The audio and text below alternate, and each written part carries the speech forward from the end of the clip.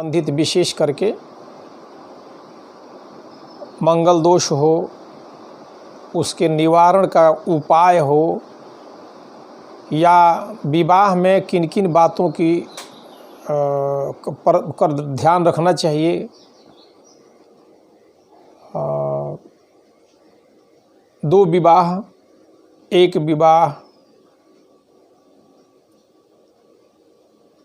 दो से अधिक विवाह या स्त्री संख्या, इससे संबंधित मैंने बोला है, बताया है आप लोगों को। और आज का विषय है, एक दिन मैंने बोला था कि दो विवाह के योग किन किन लोगों की कैसी कुंडलियों में होती है। उसमें मैंने 10 बातें बताई थी कि कौन ऐसे लोग हैं, कौन ऐसी कुंडली है जिनकी 2 शादियां हो सकती हैं, 2 पत्नियां हो सकती हैं। मैंने ये भी कहा था कि 2 पत्नियों का अर्थ यह है कि हो सकता है कि पहली पत्नी शादी हो, पहली पत्नी का देहांत हो जाए किसी कारणवश, दूसरी शादी हो जाए। यह भी हो सकता है कि पहली पत्नी को संतान न हो, इस मजबूरी में आप दूसरी शादी करें। यह भी हो सकता है कि किसी कारणवश पहली शादी टूट जाए, दूसरी शादी करें। यह भी हो सकता है कि पहली पत्नी के होते हुए बिना कोई कारण आप दूसरी शादी कर सकते, बहुत सारे कारण हो सकते हैं। लेकिन अभी जो मैं बता रहा हूँ वो केवल 2 विवाह योग ही बता रहा हूँ। और इसके बाद मैं यह भी बताऊंगा कि आपके जीवन में दाम्पत्य दुख है, पति पत्नी के बीच में किसी भी विषय से संबंधित किसी भी प्रकार का आपको कोई कष्ट है, तो उस कष्ट से निवारण के उपाय क्या हैं, ये तो अभी मैं समस्या बता रहा हूँ। निदान क्या है और आप क्या करें तो आपका दाम्पत्य सुख अच्छा रहेगा, आप सुखी रहेंगे, अच्छा रहेगा। तो अभी आज जो मैं बताने जा रहा हूँ वो यह कि 2 विवाह कैसे लोगों की होती है। उसमें 10 पॉइंट मैंने बता रखा है पहले से।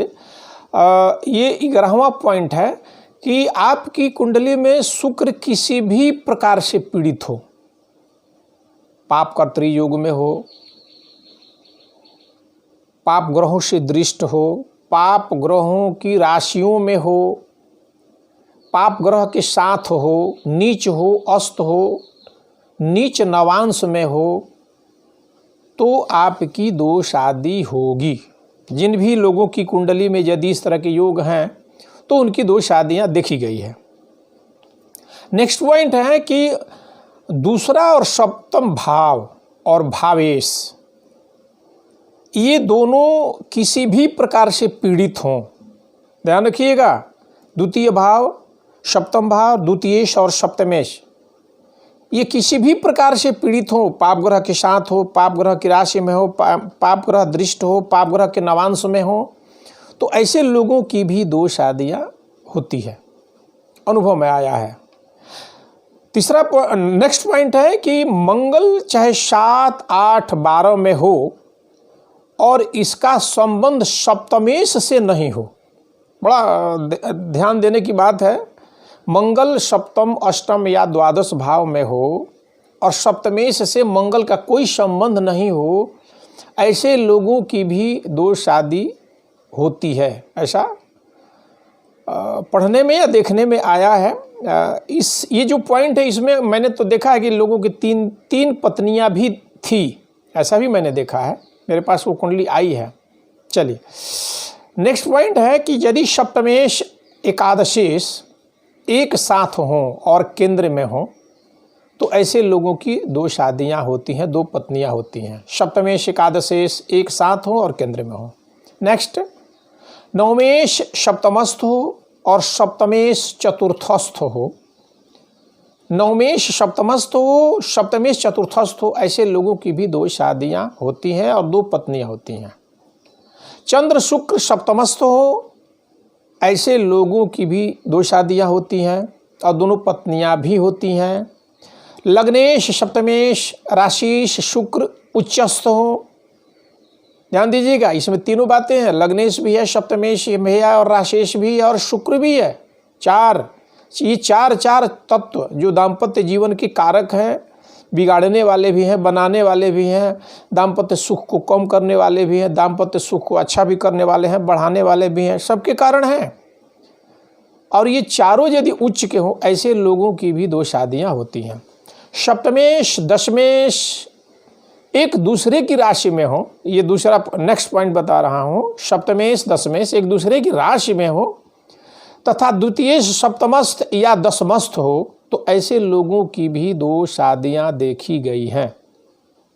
नेक्स्ट और अंतिम मेरे समझ में ये पॉइंट है कि बुध और शनि यदि सप्तमस्थ हों और अन्य 2 ग्रह एकादशस्थ हों, यदि एकादश भाव ग्रहों से रहित है तो ऐसा संभव नहीं होगा, ये पॉइंट लागू नहीं होता। लेकिन एकादश स्थान में यदि 2 ग्रह हों और बुध शनि सप्तमस्थ हों, तो ऐसे लोगों की भी 2 शादियां होती है या देखा गया है। मित्रों, ये तो रही 2 शादियों की बात। मैं आप लोगों से बार बार यह निवेदन करूंगा कि जब भी आप विवाह करते हैं तो कुंडली मिला करके विवाह करें, बिना मिलाए विवाह नहीं करें। अब इसके पहले मैंने कुंडली पर भी बोला है कि कुंडली आप रखें।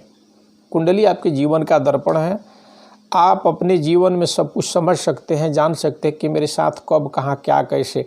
आप यहाँ एक प्रश्न कर सकते हैं, चूँकि मैं एक पक्षीय बोल रहा हूँ, आप मेरे सामने हैं नहीं, या आप मुझसे पूछ नहीं रहे हैं, या मैं उत्तर आपको नहीं दे रहा हूँ, लेकिन मैं जानता हूँ कि यह प्रश्न होगा।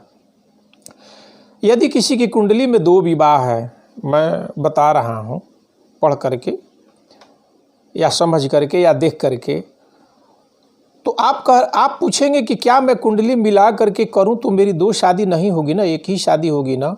देखिए, यह आपका कर्म है, आपकी जिम्मेदारी बनती है कि आप कुंडली रखें, कुंडली मिला करके विवाह करें। कुंडली थोड़ा विवाह होने में थोड़ा विलंब तो होगा, हो सकता है कि आपकी कुंडली में 2 शादी के योग हों और 2 शादी न हो, बशर्ते आप कुंडली मिलाएं। तो हो सकता है कि आपके जीवन में दाम्पत्य दुख यानी पत्नी के साथ बहुत सारे कष्ट कुंडली में दिख रही हो, लेकिन यदि आप कुंडली बढ़िया से मिला करके करते हैं तो आपको दाम्पत्य दुख न हो सकता है कि चूँकि ज्योतिष तो आँख है, आपको बताता है कि आपके सामने आगे गड्ढा है, कांटा है, अच्छा है, बुरा है, सड़क है, पहाड़ है, पर्वत है, पेड़ है, बहुत सारी चीज़ें वो बताता है। आपका काम है देख करके चलना और उससे बचना, आपके अपने जीवन में आने वाले दुर्घटनाओं से सुरक्षित रहना, सुव्यवस्थित रहना, ये आपकी ड्यूटी है। तो जब भी आप विवाह करें, मेरे पास कुछ ऐसे भक्त आते भी रहते हैं, उन्होंने शादी की सारी बातें कर लिया है, डेट भी निश्चित हो गया, फिर आते हैं पूछते हैं कि महाराज आप ये बताइए कि ये शादी करने जा रहा हूँ, ये ठीक रहेगा ना। अब बताएं, आप सब कुछ ठीक कर चुके हैं और मैं अभी कह दूं कि शादी ठीक नहीं है, तो क्या आप मानेंगे? मुझे पता है कि आप नहीं मानेंगे, आप शादी करेंगे, पूछने की क्या ज़रूरत है? और होगा वही। मेरा ये कहना है कि आप जब भी शादी कोई भी कहीं भी किसी की शादी करें तो शादी जरूर मिलाएं, और इसका फल अच्छा होता है, होता रहा है, आगे होगा। आप मेरी बातों को समझें, मानें, और आप यदि आपको अच्छा लगता है, इसको आप अच्छा अनुभव करते हैं, तो मेरे चैनल को सब्सक्राइब करें, लाइक करें। और अगला प्रोग्राम मेरा होगा कि किसी भी व्यक्ति को दाम्पत्य सुख पाने के लिए या दाम्पत्य दुख से निवृत्ति पाने के लिए क्या क्या उपाय हैं। नमस्कार।